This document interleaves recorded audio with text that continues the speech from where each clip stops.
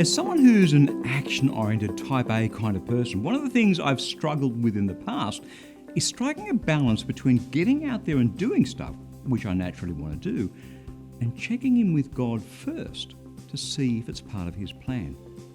I like a challenge, and so a few years back I set out on a new venture in life, a real challenge to learn something, to do something new, something I hadn't done before.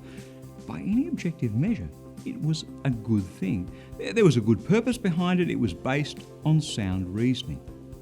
And yet, because I'm an action man, I just went off and started doing it without ever really committing it to the Lord, without saying to Him, you know, God, sure, I want to do this thing, and I think it's from you, but I just want to put it completely into your hands. I want to do it all for you. And so, not surprisingly, now that I look back on it years later, that new thing that seemed to be so good in my eyes ended up being a struggle. It didn't turn out the way I wanted it to.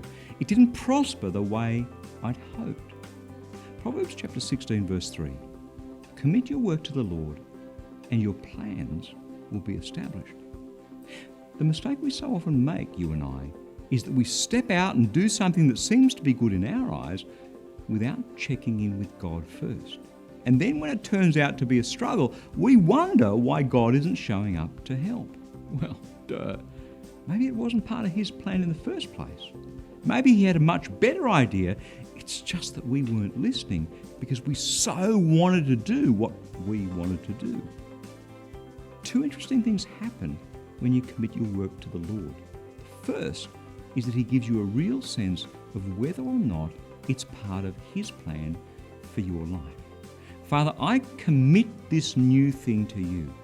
Start praying in that, and you're likely either to get a confirmation or a check in your spirit. And let me tell you, when you get that check in your spirit, when you have that sense that this new thing isn't part of God's plan, it's time to drop it like a hot potato, however good it may have appeared to you.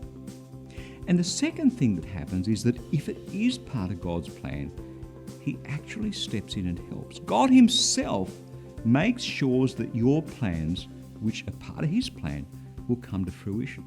Let's do it again. Commit your work to the Lord, and your plans will be established. That's God's word, fresh for you today.